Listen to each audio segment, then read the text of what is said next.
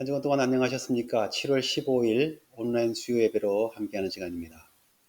오늘도 온라인 수요 예배로 경건의 시간을 가지시는 우리 성도님들을 하나님께서 만나주시고 큰 은혜 내려주시기를 원합니다. 기도하심으로 예배 시작하시겠습니다. 사랑의 하나님 감사합니다. 오늘도 어려운 여러 상황 속에서도 주님의 은혜와 보호하심 속에 살아가게 하시니 감사드립니다. 우리에게 예수 그리스도의 십자가의 구원의 은혜를 통한 하늘나라의 비밀을 믿게 하셔서 세상을 보며 행복을 찾지 않고 우리 주님을 바라보면서 소망 중에 살게 하시니 감사드립니다. 세상의 물질이나 소유로 인해 기뻐하는 것이 아니라 성령님 함께 하셔서 주님과 동행함으로 어떤 상황 속에서도 기뻐하는 법을 알게 하신 것 감사드립니다. 아직도 어렵고 힘든 상황이 계속되고 있습니다. 어려움 가운데 있는 모든 이들에게 위로와 용기를 주시었고 주님을 찾고 기도하는 모든 성도들의 삶 가운데 함께 하셔서 어려움을 슬기롭게 이겨나갈 수 있도록 지혜를 베풀어 주옵소서. 사랑하는 믿음의 가족들의 건강과 안전을 주님께 의탁드립니다. 보호해 주시고 지켜 주시옵소서. 오늘도 주님 때문에 기뻐하고 주님의 말씀으로 용기를 얻고자 하는 모든 이들의 심령에 하늘에 속한 만족과 기쁨으로 충만하게 하옵소서. 오늘 예배드리며 시간을 주님께 드리는 성도들의 마음과 정성을 기쁘게 받아 주시옵소서. 예수님 이름으로 기도드리옵나이다. 아멘. 찬송가 191장 내가 매일 기쁘게 함께 찬송하시겠습니다.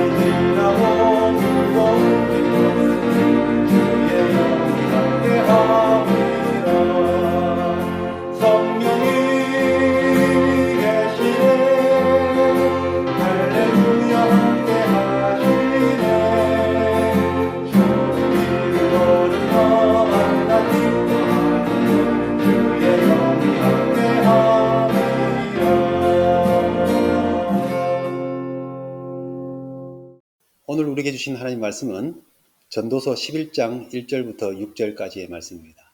너는 내 떡을 물 위에 던져라. 여러 날 후에 도로 찾으리라. 7에게나 8에게 나눠줄지어다.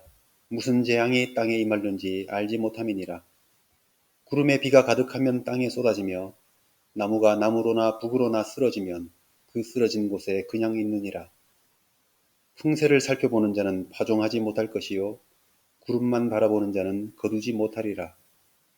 바람의 길이 어떠함과 아이 벤 자의 태에서 뼈가 어떻게 자라나는지를 네가 알지 못함같이 만사를 성취하시는 하나님의 일을 내가 알지 못하느니라. 너는 아침에 씨를 뿌리고 저녁에도 손을 놓지 말라. 이것이 잘 될는지 저것이 잘 될는지 혹 둘이 다 잘 될는지 알지 못함이니라. 아멘. 우리는 하나님의 섭리를 다 알 수 없는 세상 속에 살고 있습니다. 모든 것을 다 알면 어떻게 살아가야 될지, 무엇을 선택하며 살아갈지 참 쉬울 텐데, 우리의 인생이 내일 어떻게 될지 알지 못하기 때문에 오늘 어떻게 선택하며 살아가야 될지 선택하는 일이 너무 어렵습니다. 청년부를 목회할 때에 종종 이런 청년들이 있었습니다. 하나님께서 누구와 결혼하라고 탁 짝지어 주시면 좋겠는데 누군지 알지 못하면서 막연히 기다려야 된다는 것이 너무 힘듭니다. 딱 누구하고 결혼해야 된다고 짝 지어줬으면 좋겠다는 거죠. 어디 결혼뿐이겠습니까? 우리가 살아가면서 결정해야 될 많은 일들, 어떤 사람을 만날지, 어떤 학교에서 무엇을 전공해서 앞으로 어떤 직장을 가져야 될지, 또 삶은 어디서 정착하며 살아야 될 것인지, 우리 인생은 선택하기 어려운 문제들로 가득 차 있습니다. 우리는 삶의 모든 문제들을 앞으로 어떻게 될지 모르는 중에 오늘 고민을 하면서 결정하며 선택하며 살아가야 하는 삶을 살고 있습니다. 이런 일은 세상이 오늘처럼 이렇게 복잡하고 고도로 발달되어 있는 때에 와서 처음 있어진 새롭게 시작된 일이 아니었죠. 역사 이래로 우리 인간의 삶이 항상 그랬습니다. 그래서 어떻게 사는 것이 최선의 삶의 길인지 참 우리는 알고 싶고, 어떻게 무엇을 선택하며 살아야 정말 의미 있고 보람 있는 인생이 될 수 있는지 우리는 정말 알고 싶습니다. 오늘 본문 전도서 11장 1절부터 6절의 말씀을 통해 이러한 질문에 대한 답을 생각해 보고자 합니다. 오늘 본문이 가지는 의미를 생각할 수 있기 위해서 전도서 전체의 주제를 먼저 한번 생각해 보겠습니다. 전체 12장까지 있는 전도서 말씀이 이제 11장쯤 되었기 때문에 어느 정도 결론에 도달하고 있지 않겠습니까? 전도서의 주제가 무엇입니까? 흔히 많은 분들이 전도서를 생각할 때마다 헛되고 헛되며 헛되고 헛되니 모든 것이 헛되도다 하는 1장 2절의 말씀을 생각하면서 인생이 헛되다라는 주제를 생각하기 쉽습니다. 그런데 이 구절의 의미가 무엇인지 우리가 올바르게 이해하지 못하고 그 구절 자체가 강조하는 것처럼 보이는 헛되다는 것에 의미를 부여하면서 인생 별거 없다. 솔로몬이 모든 것을 다 누려보고도 내린 결론이 결국 헛되다 하지 않느냐. 헛된 것이 인생이다. 라고 생각하는 분들이 참 많습니다. 잘 생각해 보시기 바랍니다. 우리 하나님의 말씀인 성경 어느 부분에도 이런 절망적인 메시지, 이런 희망 없고 의미 없는 메시지가 우리에게 주는 말씀으로 주신 곳은 없습니다. 성경의 어떤 부분에서 또 어떤 구절에서는 참 생각하기도 싫은 무섭고 잔인하고 또 두려워 보이는 내용이 있는 부분이 있습니다. 하지만 그 모든 것에 대해서도 결국은 선하신 하나님 은혜 안에서 살기 위해서 우리가 어떻게 해야 될 것인지, 약속 있는 인생을 살아갈 수 있기 위해서는 우리가 누구를 믿고 누구의 말씀을 따라 살아가는 신앙의 삶이 되어야 될 것인지를 알려주기 위한 말씀이지, 그런 절망적인 주제를 우리에게 주는 것은 하나님의 메시지가 아닙니다. 그런 측면에서 전도서의 메시지도 헛되다, 결국 인생은 헛된 것이다 라는 메시지일 리가 없습니다. 그럼 전도서의 기록 목적은 무엇입니까? 전도서의 기록 목적은 인간은 세상에서 얻는 육체적인 쾌락과 행복만으로 살게 되면 의미 없는 삶을 살게 될 것이며, 참된 가치를 얻기 위해서는 오직 하나님을 섬기며 그 안에 거할 때 인생의 참다운 가치를 누릴 수 있다는 것을 알게 하기 위해서 기록한 것입니다. 쉽게 말해서 해 아래 있는 모든 것은 나는 마치 처음 보는 것 같고 처음 경험하는 것 같고 내가 처음 당하는 일처럼 여겨질지라도 해 아래 새로운 일이라는 것은 결국 없다는 것이죠. 있던 것이 없어지기도 하고 없다가도 또 있게 되는 것이 세상 만사의 일이라는 것입니다. 그렇기 때문에 그런 해 아래 있는 세상에 있는 것들, 이 세상에 속한 쾌락이나 기쁨과 즐거움, 이런 것들만 쳐다보고 사는 삶은 헛된 인생이 될 것이다 라는 것이죠. 그렇다면 우리의 희망은 어디서 찾아야 한다는 것입니까? 그래서 전도서 마지막 결론에 나옵니다. 창조주를 기억하고 하나님을 경외하고 그의 명령을 지키는 것이 인생의 본분이라는 것이죠. 그리고 우리가 살면서 했던 모든 일들은 하나님 앞에서 다 판단을 받게 되어 있다는 것입니다. 그러므로 정말 지혜로운 삶은 무엇입니까? 하나님 말씀 안에서 하나님 앞에서 사는 삶. 이 땅 해 아래 우리에게 주신 것들과 은혜로 베푸신 것들을 감사하며 누리면서도 하나님께서 기뻐하시는 일을 행하는 하나님을 경외하는 삶이 가장 값지게 사는 삶이다라는 것을 이 전도서는 우리에게 교훈하고 있는 것입니다. 전도서의 저자는 바로 이러한 지혜를 깨달은 사람입니다. 그래서 스스로 지혜자라고도 말하고 있습니다.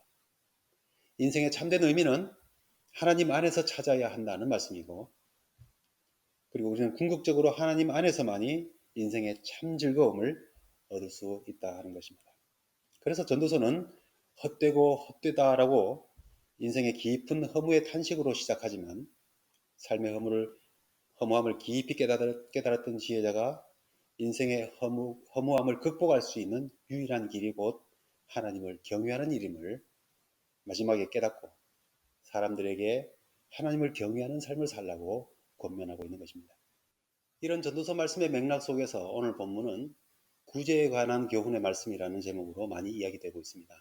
그런데 저는 오늘 여러분들과 함께 이 구제에 관한 삶의 모습, 구제의 행동을 선한 삶이라고 하는 좀 더 넓은 관점에서 보려는 것입니다. 우리가 이렇게 헛된 것들로 가득 차 있는, 그리고 미래가 어떻게 될는지 알 수 없는 이 세상에서 무엇을 선택하며 살아야 하는지, 우리 인생을 어떤 일로 채워나가야 의미 있게 사는 지혜로운 삶인지를 생각해 보려는 것입니다. 착할 필요 없어. 적당히 대충 살아. 나 하나만 잘 살기도 힘들어. 인생의 허무함과 열심히 살아왔지만 인생의 무상함을 느끼는 많은 분들이 이런 말씀을 합니다. 사실 성실하게 정직하고 착실하게 살려고 노력했던 많은 사람들이 세상에서 수고한 만큼 보람을 느끼지 못하는 경우들이 있습니다. 자신의 착하고 성실했던 면을 이용만 당하고 오히려 악용했던 성질 못된 사람들만 잘 사는 것처럼 보입니다. 자신은 잘 살지도 못하는데 그러면서도 오히려 죄책감은 내가 느끼고 나쁜 사람들은 오히려 더 떳떳하게 사는 것처럼 보이는 인생이 우리가 살아가고 있는 삶의 모습입니다. 그래서 내가 왜 이렇게 바보같이 살았는지 모르겠다 하는 마음이 들 때에 이런 말들을 하게 되죠. 이런 말들이 공감이 되기도 하고 마치 인생의 진리인 것처럼 동의가 될 때가 참 많이 있습니다. 그런데 전도서를 우리가 보면 1부, 2부, 3부로 이렇게 크게 나눠서 이해할 수 있는데 바로 1부, 2부에서 이 땅의 삶을 바라볼 때에 해 아래 헛된 인생, 헛되고 헛된 것이 인생이다라고 하는 결론에 해당되는 부분이 바로 1부, 2부에 해당되는 것입니다. 세상만 보고 세상의 즐거움과 쾌락과 부귀 영화만을 생각할 때에는 결국 이런 허무한 결론을 내릴 수밖에 없습니다. 그러나 전도자, 즉 지혜자는 우리에게 제3부의 인생편을 깨달으라는 것입니다. 즉 한시라도 일찍 하나님을 알고 하나님께서 섭리하고 계시다는 사실을 믿고 이 해 아래의 세상을 뛰어넘는 세상, 그 인생을 깨닫고 하나님의 말씀과 뜻에 맞는 인생을 선택하며 살라는 것입니다. 하나님의 말씀과 뜻에 합한 삶을 오늘 선한 삶이라고 하는 것이죠. 본문을 통해서 조금 더 구체적으로 살펴봅니다. 먼저 우리 인생에 대하여 본문은 어떻게 표현하고 있습니까? 2절 하반절에 무슨 재앙이 땅에 임할는지 내가 알지 못하도다 했고 5절에서는 바람의 길이 어떠함과 태속의 아이가 어떻게 자라나는지 그 뼈가 어떻게 이루어져 가고 있는지를 너희들이 모르듯이 만사를 이루어 가시는 하나님의 섭리를 너희가 알지 못한다 하였습니다.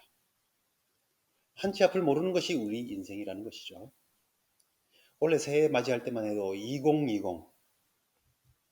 좋은 숫자로 가득 차고 있어서 정말 행복과 기쁨이 꽉 찬 한 해처럼 생각하며 시작하지 않았습니까? 그런데 이 해가 코로나로 이렇게 얼어붙을 줄 누가 알았습니까? 그런데 반대로 같은 원리를 생각해 볼 수 있습니다.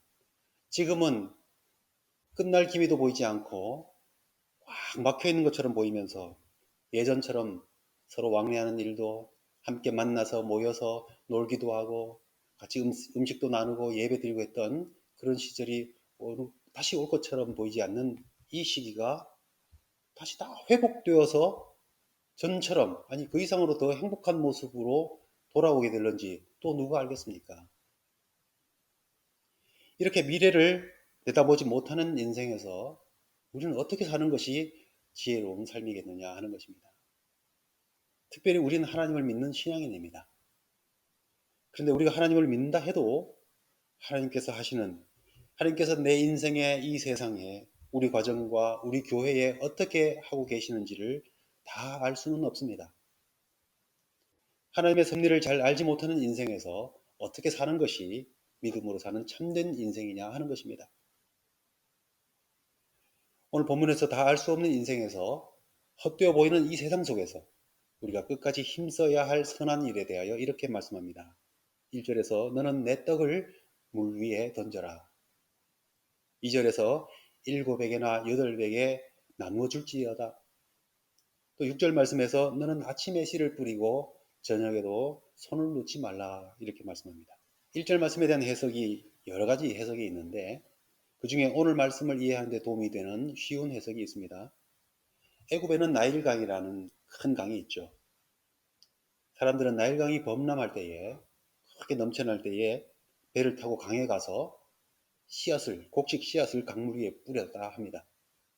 그리하면 얼마 후에 그 강물에 떠내려갔던 씨앗이 이 홍수가 함께 끌어갔던 수많은 옥토, 비옥한 흙들 속에서 싹을 틔워서 풍성한 수확을 나중에 거두게 된다 하는 것입니다.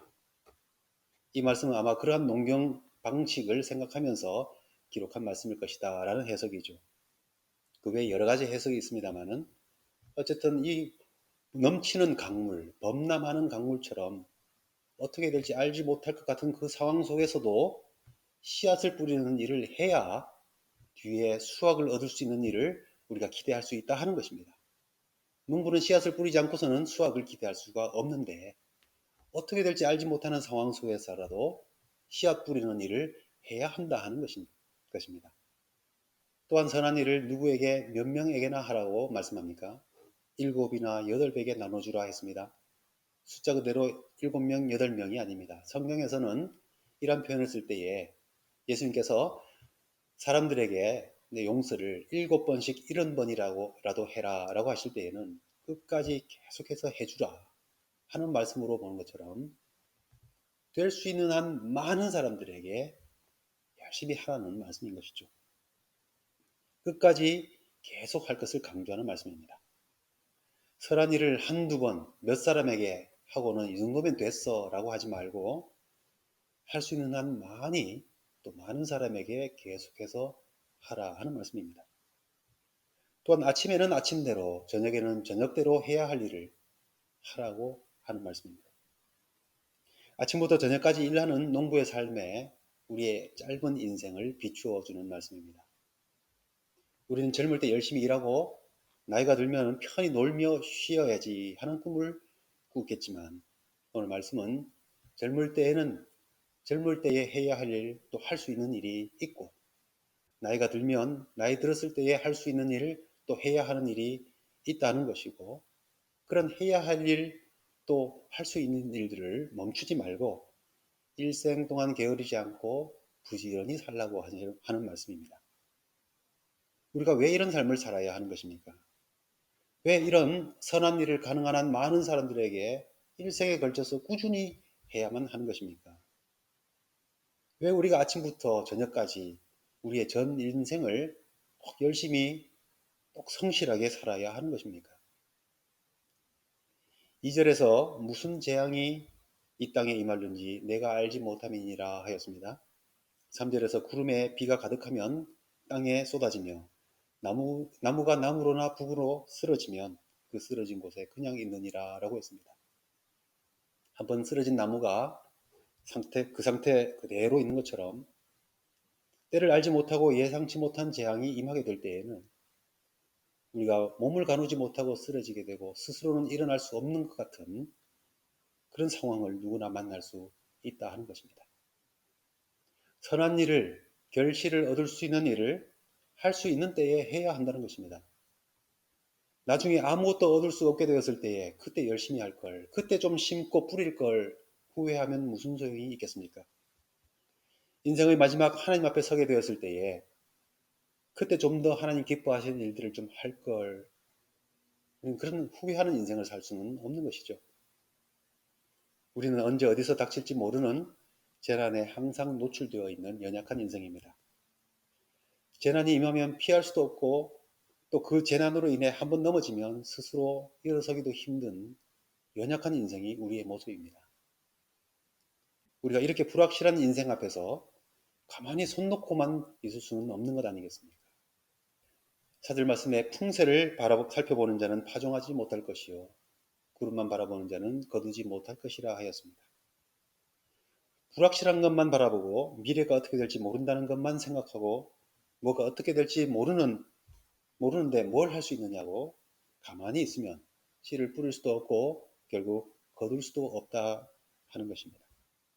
코로나 이후에 어떻게 될지 모른다고 넉넉히 정부에서 주는 돈만, 그 공짜 돈만 받으면서 가만히 있으면 미래도 없고 앞으로 거둘 희망도 없는 것 아니냐 하는 것입니다. 대신에 어떻게 살라고 합니까? 5절에서 말씀합니다. 바람의 길이 어떠함을 알지 못하듯 아이 벤 자의 태 속에서 뼈가 어떻게 자라고 있는 것을 모르는 것처럼 만사를 성취하시는 하나님의 일을 너희가 알지 못하는도다. 중요한 부분은 만사를 성취하시는 하나님입니다. 우리는 미래를 모르고 언제 어디서 재앙이 올지도 모르고 한번 쓰러지면 스스로 설 수도 없는 불확실하고 연약한 인생을 살고 있지만 하나님께서는 만사를 이루어 가시는 하나님이심을 우리는 믿습니다. 하나님의 일을 우리가 다 알지 못한다 하였습니다. 하지만 하나님은 모든 일을 이루고 계시고 또 이루실 것입니다. 우리는 다 알지 못하기 때문에 믿음으로 보는 것입니다. 하나님의 일은, 하나님의 섭리는 우리가 다 알아서 믿는 것이 아니라 우리는 바람의 길을 모르지만 아이가 태 속에서 어떻게 자라고 있는지를 보지 못하지만 분명히 바람은 길이 있고 태 속의 아이는 자라고 있다는 것을 알고 믿고 있는 것처럼 하나님께서 이루시는 하나님의 일이 반드시 있음을, 하나님의 일은 하나님께서 이루어가고 계시다는 사실을 우리는 알고 믿고 있는 것입니다. 이제 결론이 나오죠. 이 불확실한 인생에서 헛되고 헛된 것 같은 이 세상의 삶 속에서 우리는 어떤 선택과 어떤 삶의 모습으로 사는 것이 지혜롭고 현명한 삶입니까? 아까 말씀드렸던 착할 필요 없어. 적당히 대충 살아. 나 하나면 잘 살기도 힘들어. 이런 결론은 아닐 것입니다. 하나님의 뜻이 성취되는 날이 반드시 있음을 믿기 때문에 오늘 하나님께서 우리에게 살라고 하신 착하고 성실한 삶, 나를 돌아볼 뿐만 아니라 다른 사람들도 돌아보면서 사랑으로 섬기는 삶을 가능한 한 많이 하려고 하는 삶이 지혜로운 삶이라는 것입니다. 나 혼자 열심히 살아서 뭐해? 나 혼자 열심히 신앙생활하는 것이 세상에 무슨 영향을 끼쳐? 우리 교회만 잘한다고 해서 세상의 교회들이 다 뭐 달라지나? 우리 가정만 참된 그리스도인의 가정이 된다고 해서 그렇게 애써 본다고 해서 무슨 변화가 생기겠어? 허공을 치는 것 같고 허무한 고생만 하는 것 같이 느껴질지라도 그것이 하나님의 뜻에 맞는 일이라면 하나님께서 말씀하신 선한 일이라고 여겨지는 일이라면 최대한 많은 사람들에게 아침부터 저녁까지 힘을 다하여 성실하게 행하는 삶이 지혜로운 삶이라고 오늘 본문은 말씀해주고 있는 것입니다. 그런 삶이 마치 물에 던진 떡이 훗날 돌아와서 많은 이익을 남기게 되듯이 허공을 치는 것 같던 모든 삶이 하나님께서 만사를 이루시는 때에 우리에게 큰 축복과 상급으로 돌아오게 될 것이라 하는 것입니다.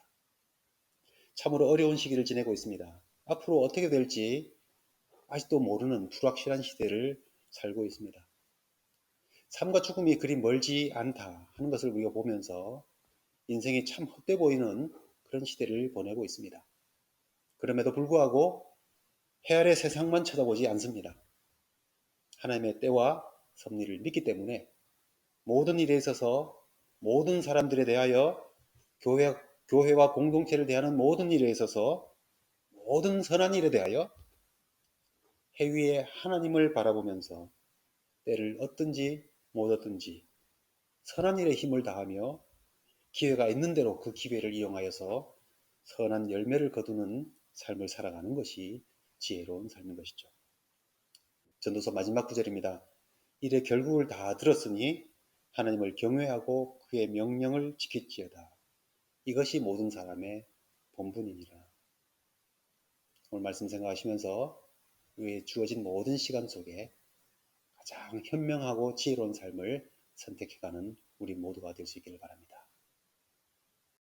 하늘에 계신 우리 아버지여, 이름이 거룩히 여김을 받으시오며 날에 임하옵시며 뜻이 하늘에서 이룬 것 같이 땅에서도 이루어지이다.